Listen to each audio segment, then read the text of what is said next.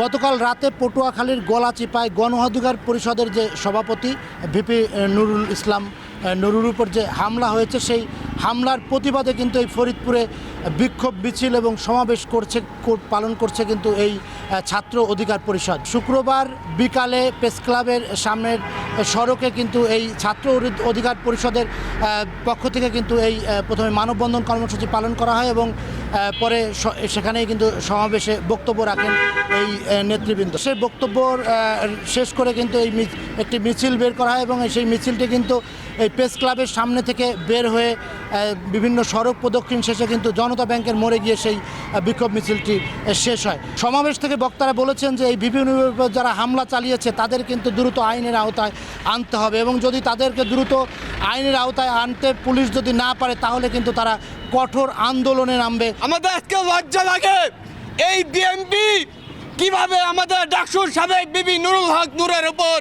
এভাবে হামলা চালায়। আমরা এটা ধিক্কার জানাই, তীব্র নিন্দা জানাই। শুধু তাই নয়, এই যে যারা হামলা করেছে, যারা এভাবে অপরিচিত হামলা করেছে, আমরা অতি দ্রুত বিএনপির পক্ষ থেকেও তাদের শাস্তি দাবি করছি। বিএনপির প্রতি আহ্বান জানাবো, আপনাদের নেতাকর্মীরা যারা গতকাল রাতে বিপি নুরুল হক নূর সহ আমাদের গণ অধিকার পরিষদের উপর যে হামলা চালিয়েছে এটার বিচার করুন, অন্যথায় গণ অধিকার পরিষদ এটা কঠোর হাতে প্রতিহত করবে। বিএনপি সহ অন্যান্য রাজনৈতিক দলকে বলে যায়, আপনারা মাজলুম ছিলেন, আপনারা জালিম হবেন না, আপনারা জালিমের ভূমিকায় অবতীর্ণ আপনারা কখনোই হবেন না।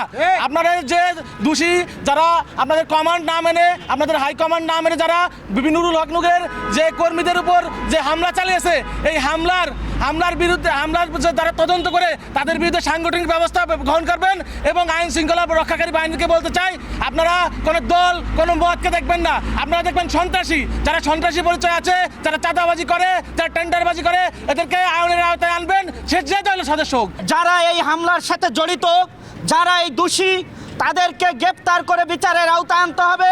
অবিলম্বে তাদেরকে শাস্তির আওতায় এনে এদেশে গণতন্ত্র পুনঃপ্রতিষ্ঠা করতে হবে। তার উপরে যে হামলা চালানো হয়েছে সেই হামলার দৃষ্টান্তমূলক বিচারের দাবি কিন্তু জানিয়েছে এই বক্তারা। শিকদার সজল, সময় সংবাদ, ফরিদপুর।